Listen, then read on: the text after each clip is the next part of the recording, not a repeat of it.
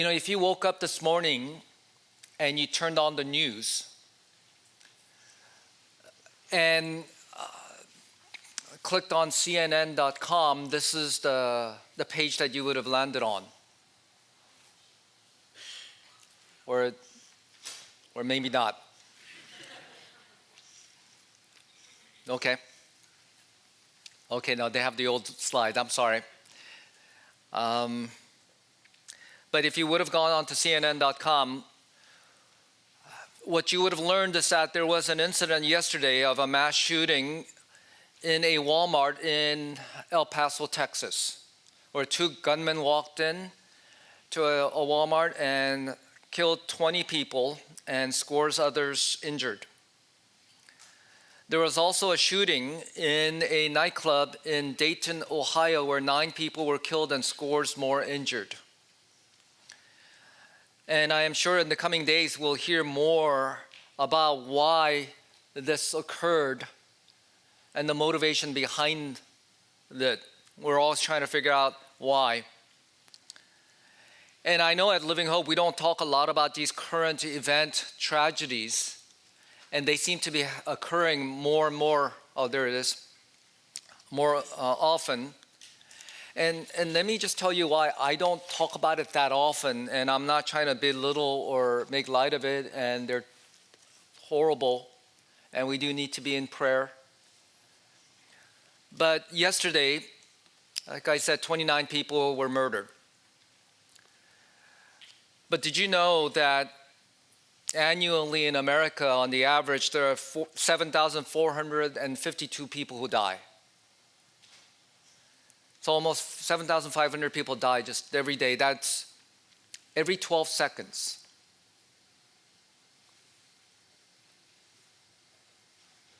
So someone just died. Of those, 466 die of accidents, preventable accidents. Tragedy. It wasn't as if they died after having lived a long life. 53 people in America on the average die daily of homicides. 53 people are killed. That's horrible that someone would take another person's life, but what I was surprised by is that 129 people commit suicide on the average every day. What would cause people to be so despondent that they feel like the only hope that they have is take their own life? 129 on the average take their own life every day in America. And these are just mere deaths per se. On the average, there are 234 rapes,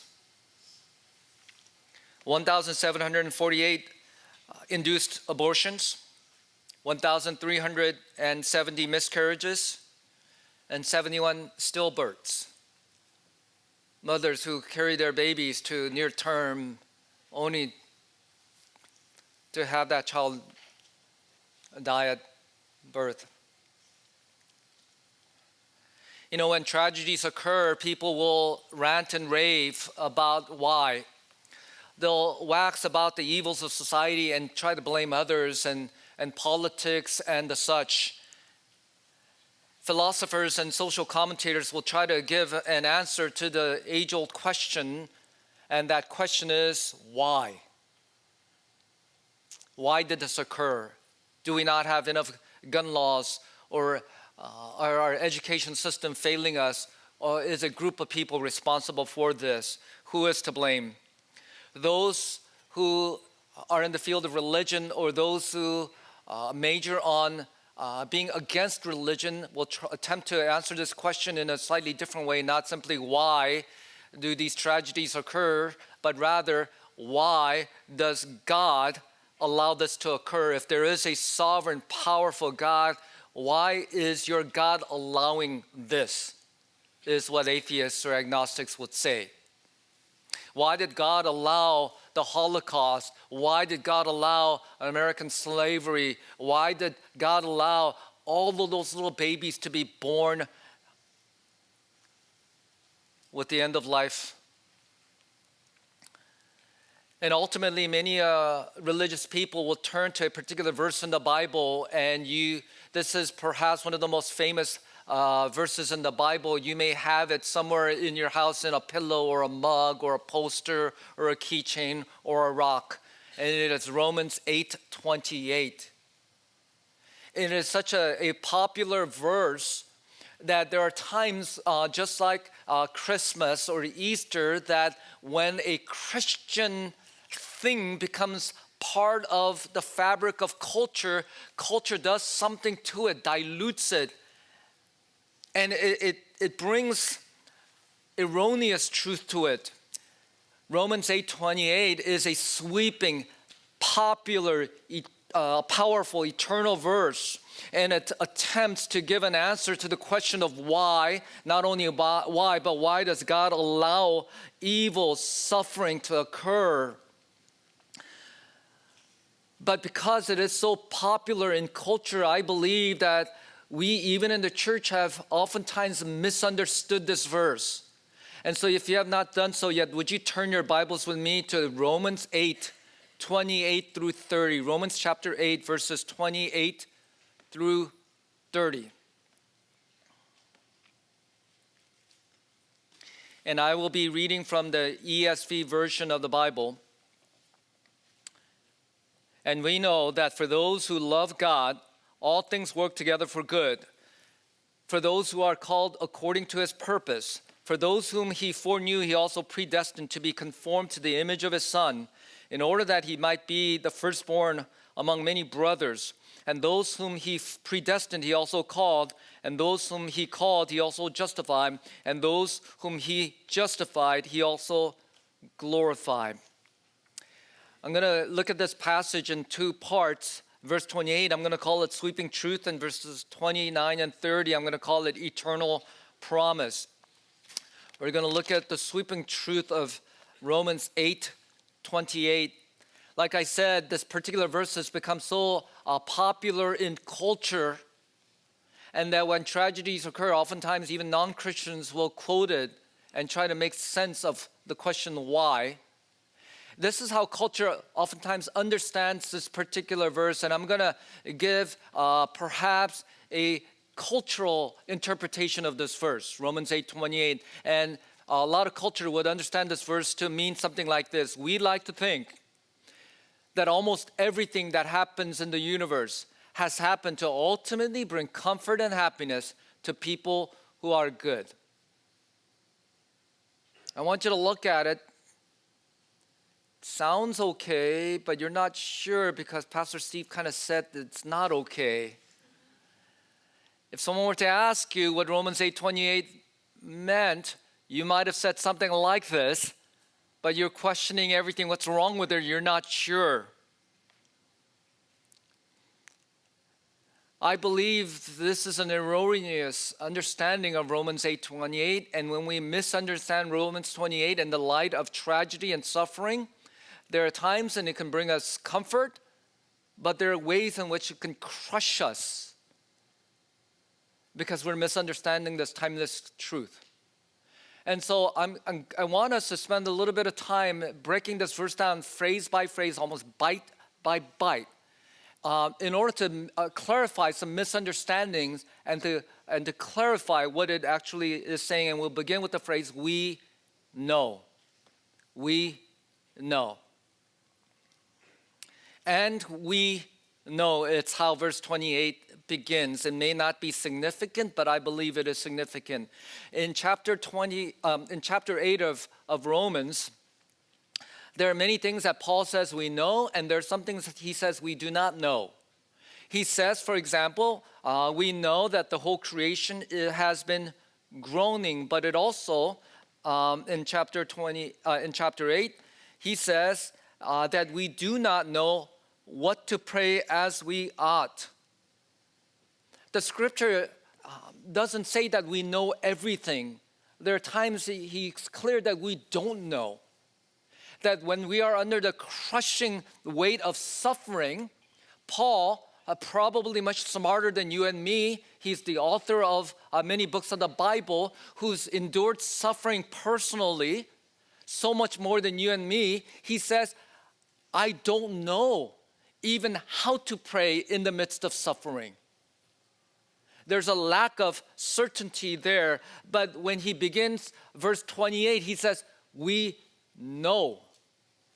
It is not a matter of opinion. It is not simply a cultural truth. It is not simply wishful thinking. It is not, we like to think. It's not mere just hope that's drawn from the air, but we know. It is an absolute truth that we can claim today.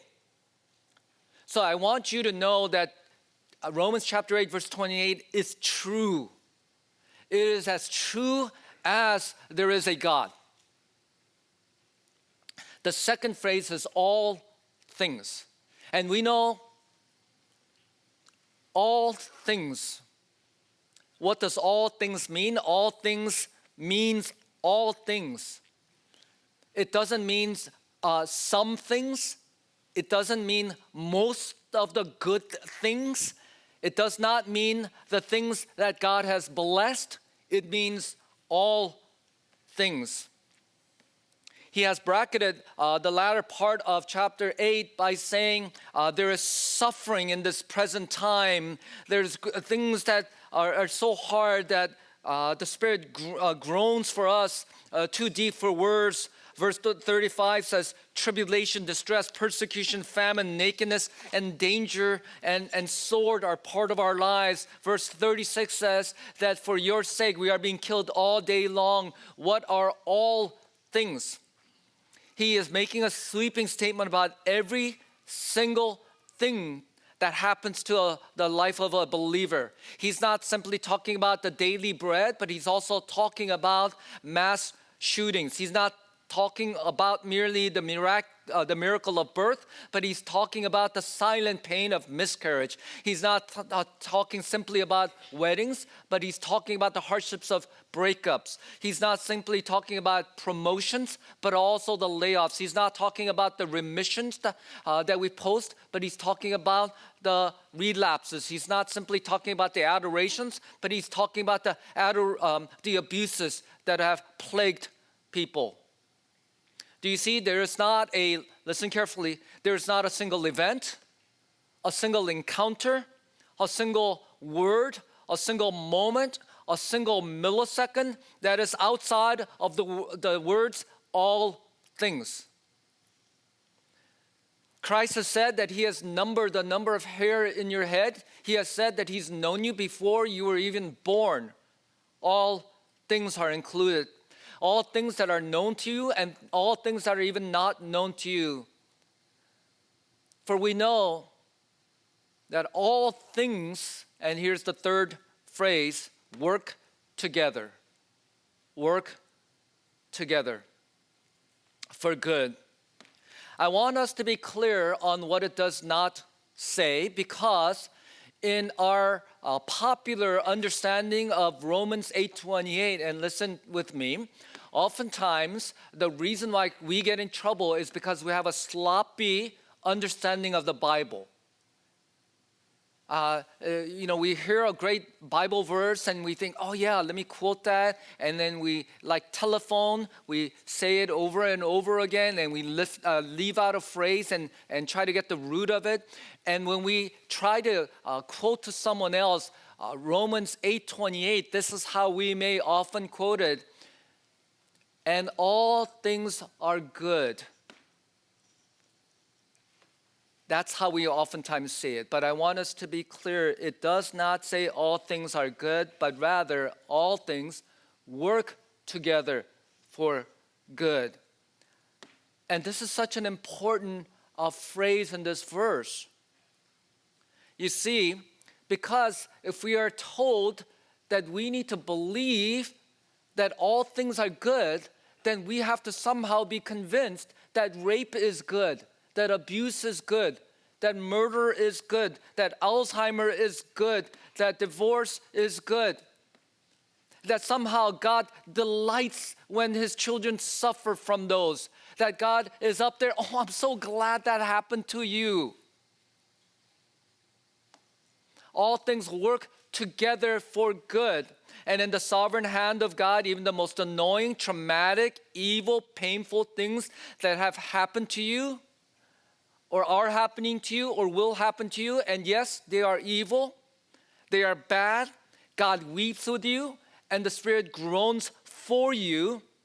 But under the sovereign hand of God, God takes all of the good things and all of the evil and somehow work together for good in His wisdom and in His power, that He can take the worst of the things that ever has happened to you and somehow He can work them for good. They are not good. We ought not to tell people that you ought to rejoice in that evil that has happened to you. That is cruel. And that can crush us. Evil is still evil. Abuse is still abuse.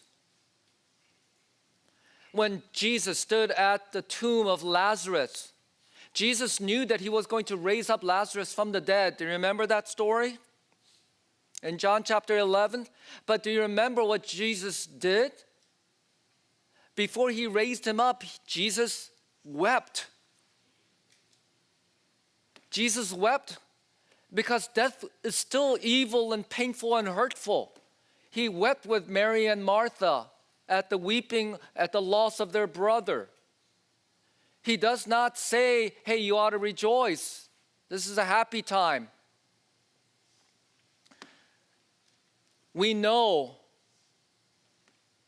all things work together, and before we set our minds in, I want to clarify this next phrase, for good. For good. We have an idea of what that means.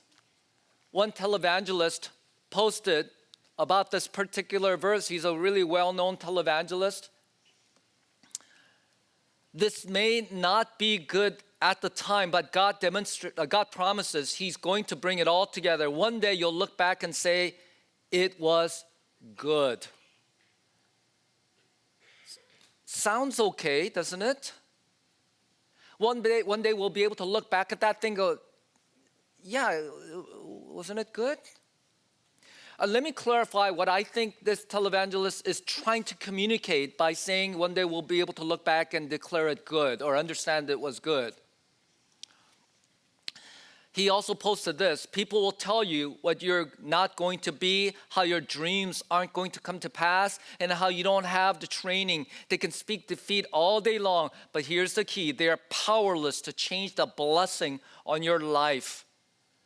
I believe in some way what he's trying to communicate is that when we look back in our lives, the hurts and pains and evils they will all eventually culminate, turn out to be good in terms of fulfilling our dreams, our pleasures, our comforts, and our happiness. This is an Oprah. This is an Ellen DeGeneres type of theology, and I apologize for those of you who are big fans. No knock on them, all right? In fact, I don't know if that's what they actually say. What I'm trying to get at it is a popular view that the world looks at Romans 28 and says, ultimately those things will turn out for our good. And so you get laid off. You have to downsize.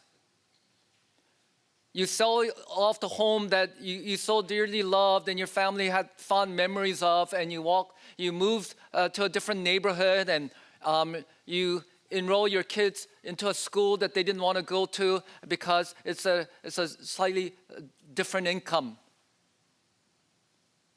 Your child had to leave all their friends. Your child shakes their fist at you. Dad, what's wrong with you? I hate being here. It takes a year or two, but eventually your child adjusts in this new environment. They make friends. And your child begins to shine at this new school.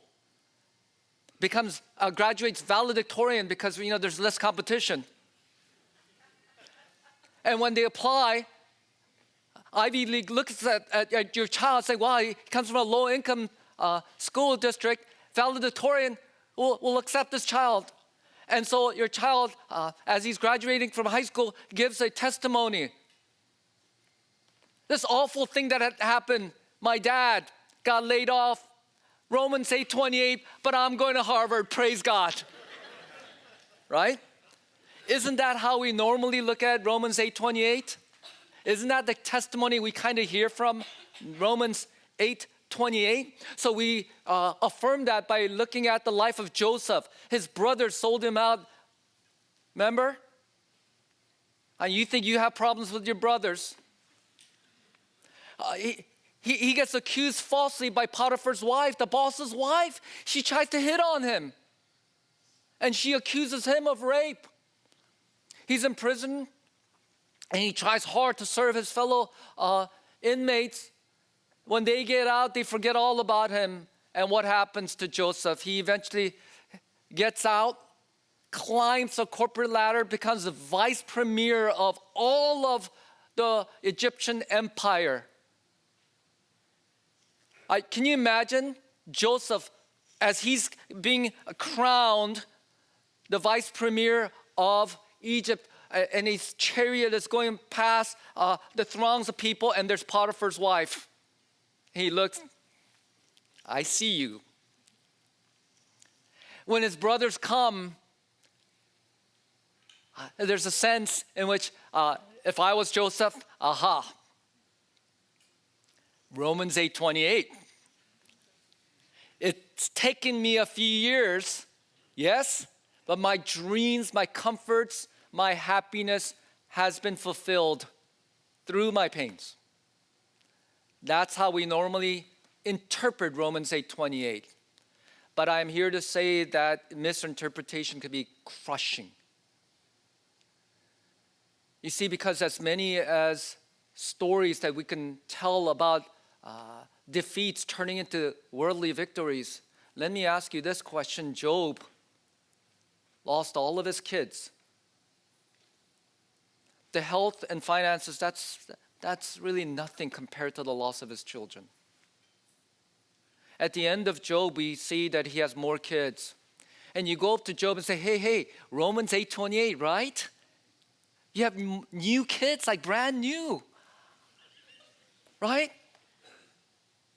Aren't you happy? What do you think Job would have thought about all of that? He would say, there's not a day that goes by where I don't grieve at the loss of my kids. What are you talking about? The good that you may be thinking is not good for me. Do you see, though, if we point our fingers at Job, if we point our fingers at the people who lost their loved ones in El Paso or Dayton, and we somehow try to explain to them, this is good, some of them will turn right back at you saying, no. I cannot possibly see how this will turn out for my greater happiness, comfort, dreams, and pleasure.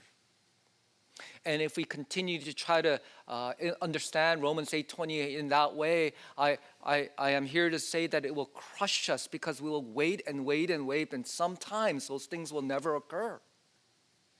I thought that those things have happened so that I can be more happy, but why has that not happened? I thought I got fired so that I can get a better job. Why not?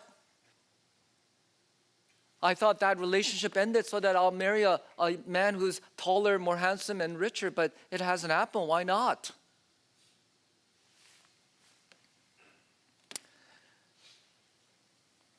Let me try to explain what Romans 8:28 is actually saying. We can't understand it by simply looking at Romans 8:28 in terms of what good means, but we have to look at it in context. Romans 8:28 makes a sweeping statement, and it says, as verse 29 begins, for or because, we can understand the sweeping truth of verse 28 because what he's going to say in verse 29. Okay? And he's going to clarify what good means. Because, or for, verse 29, for those whom he foreknew, he also predestined to be conformed to the image of his Son, in order that he might be the firstborn among many brothers. The word conform in the Greek root has morphe, which is the term we get, metamorphosis, something that changes us. What Romans 8:29 is saying, that 28 is true because of the work that God is sovereignly doing to change us to become conformed to the image of Jesus Christ. The good that Paul is declaring, a timeless truth, is not that we would be happy or more comfortable, or we would have more riches, or our dreams can be fulfilled, but that we would become more conformed. We would run into the arms of Jesus and become more like him. That is the goodness that he is talking about. That's radically different.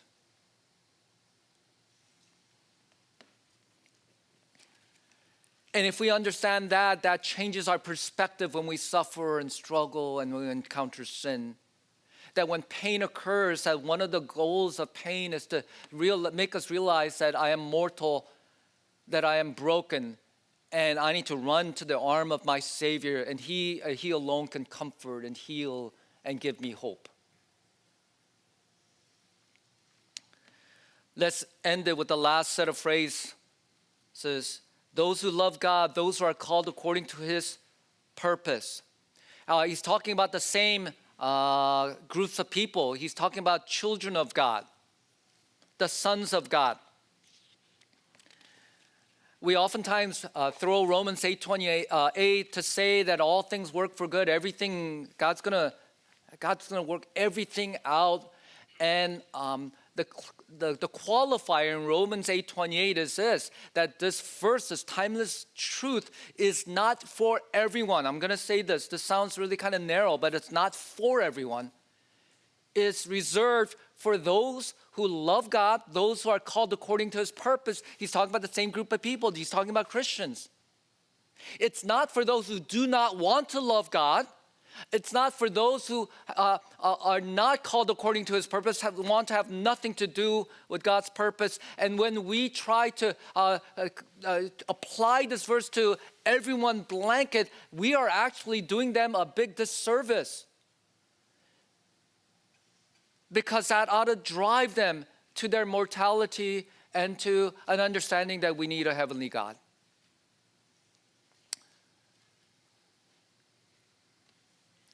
You know, a lot of you raise kids, and I don't know if this illustration will work, and I've been trying hard to try to figure something out, but hopefully this works. If it doesn't, I won't use it the third service, all right? I used something else for the first service, that didn't work, so let's see if this one works better. You know, you've for those of you who raise kids, I know you guys, the kind of parents that we have here, we're a bunch of OCD, helicopter, tiger, name it, that's you. You know you are, right? And before your child is ever born, you've mapped out preschools and AP, and the school rankings and all of that. You're protective. You know what kind of stroller that you should buy and the formulas and all of that. When time occurs when your child has to go to preschool and elementary school, there's this deep anxiety that occurs in parents because there are things now that you cannot control, right? And so you send your child to preschool, and then afterwards you want, they're there for like 2 or 3 hours, or they're some of you don't even send them to preschools because you're all anxious about that. So you only send them to kindergarten because you're legally liable to do that, unless you want to homeschool. But you're anxious about that because you don't trust yourself. So you send them to kindergarten and they're there for 3 hours and they come back and you're grilling your child. So what happened today? Right? Did anyone say anything mean to you? Did their teacher do anything bad to you, right? You do this, and one day you discover that your child was bullied. Oh my gosh, they spoke loudly to you, made you nervous, made you feel all like, oh, you didn't know what, oh no. I'm gonna have a talk with that child and the parent and the teacher and the principal, right? You know who you are. And all the school teachers go, yeah, I know, yeah, those parents, right? And there's a sense in which as parents, your child goes and has these negative encounters. And some of them are real, right? And they do encounter bullies and mean kids and all of that, and irresponsible teachers. But partially, as parents, what do? You understand the brokenness, sometimes the evil that occurs in that surrounding, but you still send them because partially you cannot and don't want to protect them from all of those things, but you want them to grow through those things. So you allow brokenness and hurt in the life of your kids so that they can grow to be the kind of man, woman that they need to become. Does that make sense? Hopefully, if this doesn't work, tell me, okay? Why does God allow suffering and hurt and evil to surround us? Why doesn't God simply come in and protect us from all of those things? Well, one of the reasons is because you're part of the brokenness and evil and hurt. And another part is all those things He allowed so that we can become conformed to the image of Jesus. We can realize our own brokenness and emptiness and run into the arms of Jesus so we can become more like Him. That's an understanding of Romans 8:28. Let's go to the Romans 8:29 and 30. And I'll go a little bit quicker, verses 29 and 30. And there are 5 things that God does or God did in the life of those whom He just talked about, those who love God and those who are called according to His purpose. There are 5 promises that God has made. First of all, He said God foreknew them. Verse 29, for those whom He foreknew, the word is knowledge, and then and the prefix, which is before. Okay, He knew us before, foreknowledge. And there's among those who kind of like are interested in theology or biblical studies, there's a debate between whether God is truly sovereign, like He's all powerful, He controls everything, and whether we have free will. If God is fully in control, does God make some people Christians? Or does God give complete choice to everyone and some people just kind of choose to become Christians? And when someone becomes a Christian, God goes, oh, I was so surprised. And like, for sure, I thought you weren't going to be one of those. And others go, wow, you're so good. I'm for sure, oh, what happened? Is God surprised when we become Christians? Or does God ordain it? One of the ways that I try to kind of understand this is by using Romans 8:29 with foreknowledge. I thought that maybe God peered into the future. He's looking, is He going to choose me? Is He going to choose me? Is He going to choose me? Oh, okay, I see it. Hey, I choose you first. I understood it this way, and I'm not sure. But those who are theologians who are of the Calvinistic nature, meaning they believe really the authority, the sovereignty of God, clarify that this word foreknowledge, the word knowledge here is not just an intellectual knowledge, but an experiential knowledge.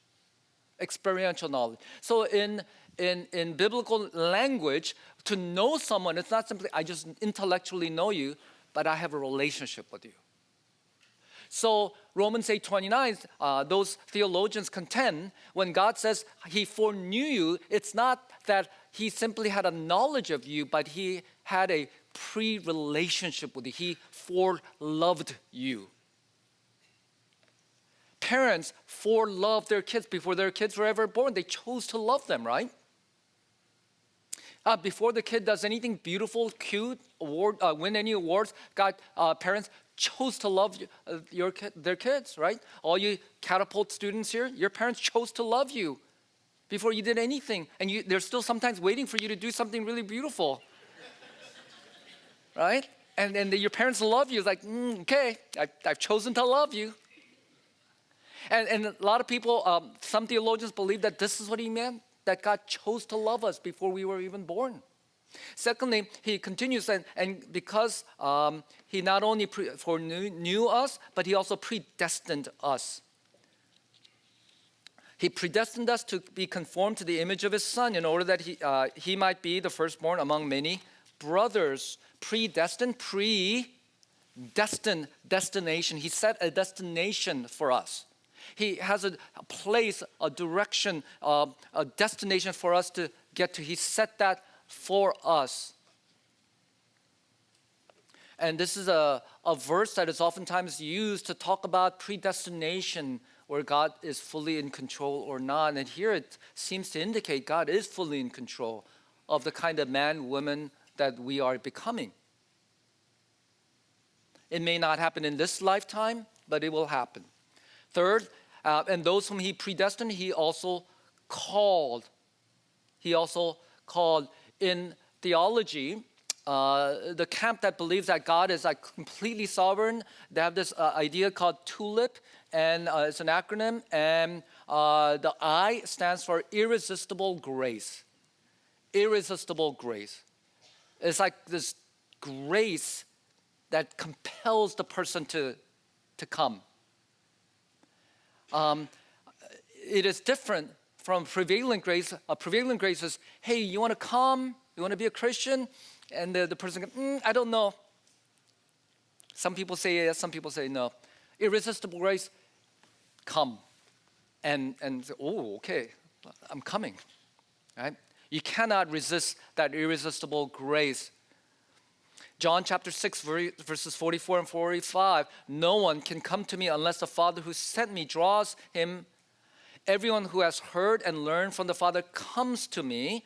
John 6:55, no one can come to me unless he's granted him by the Father. And so Jesus says in John chapter 6, when God calls you, you have no choice but to come. The fourth thing that happens is God justified. And we talked about this in Romans chapter 5. It's a legal term that how we are declared righteous without guilt. And finally, God glorified. Those whom he justified, he also glorified.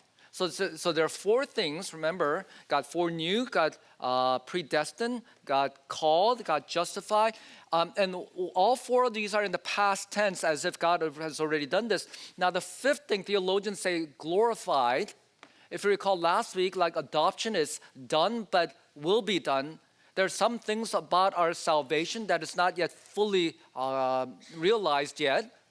And we call that glorification, that when at the end all is said and done, we will fully change, but it hasn't happened yet.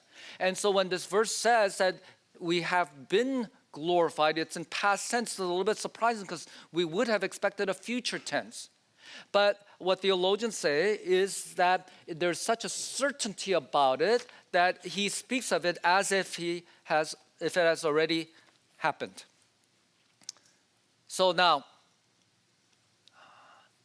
let's go back to the question that we began with. Why? Why does God allow suffering and evil? Why think carefully, the thing that has hurt you the most, the encounter that has been the most painful, the thing that has been most deeply scarring in your heart and soul, the thing that you just cannot understand, why? Why has God allowed that? Theologically, if we think that God simply gives us free will and God follows along to see what happens, there's not a great deal of comfort there. But if we understand a God who is sovereign, who is all powerful, all knowing, but at the same time loving, who is fully in control, and he can take all of our obediences and all of our disobedience, all the good that's around us and all the evil that's around us.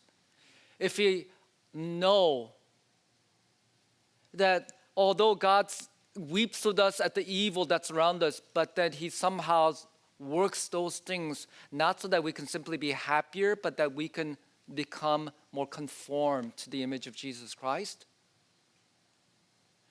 That sometimes, like Job, we won't ever understand why exactly. And maybe it's not for us in this lifetime, but there's a greater purpose.